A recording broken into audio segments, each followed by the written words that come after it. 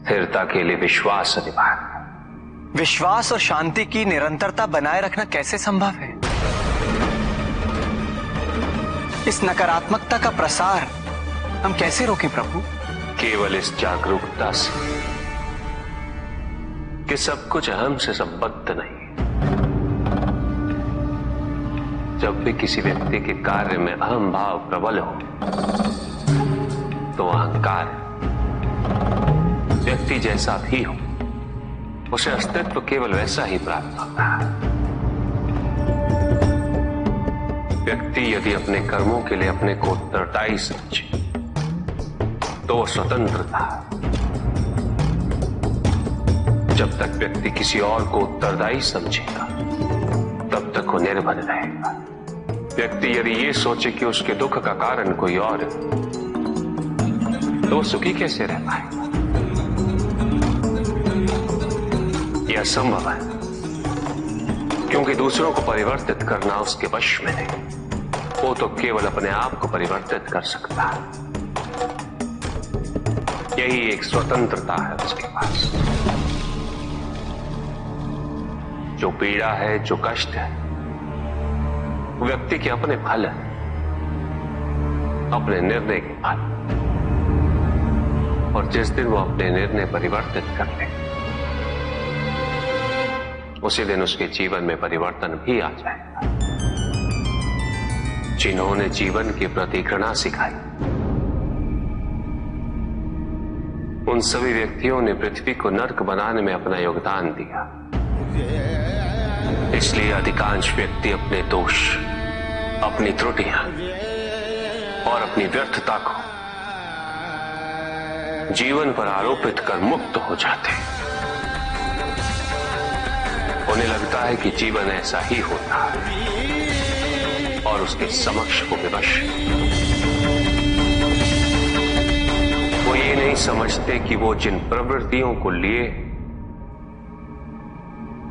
वो प्रवृत्तियां दुख को जन्म देने वाली वृत्तियां हैं। वो अपनी अज्ञानता के गहराई से अनभिज्ञ है और वो अपने अहंकार में ये स्वीकार नहीं कर पाते कि वो तो कुछ जानते ही नहीं। अहंकार सर्वज्ञता का भ्रम उत्पन्न करता है। न जानने की स्वीकृति बहुत बड़ी विनम्रता है और वही पवित्रता भी है। हमें संसार में संतुलन को बनाए रखने के लिए पवित्रता के आधिक्य की आवश्यकता है। किंतु प्रभु, इस पवित्रता में कौन से लक्षण अनिवार्य हैं? अनेकों लक्षण हैं, किंतु इन परिस्थितियों में जो सबसे अधिक महत्वपूर्ण है वो है सतित्व। सकारात्मक ऊर्जा का सबसे पावन स्वरूप सतित्व। इस सतित्व पर मात्र विश्वास ही पर्याप्त है व्यक्ति को सुरक्षित रखने के लिए।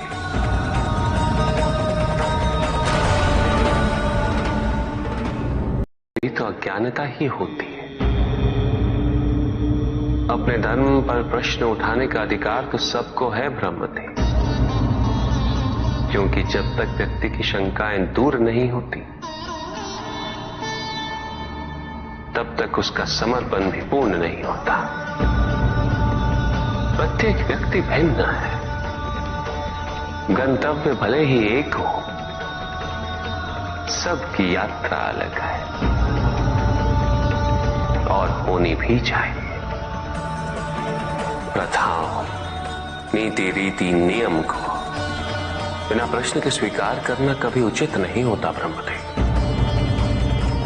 ऐसे भक्तों को कभी ना कभी कुंठा अवश्य होती है।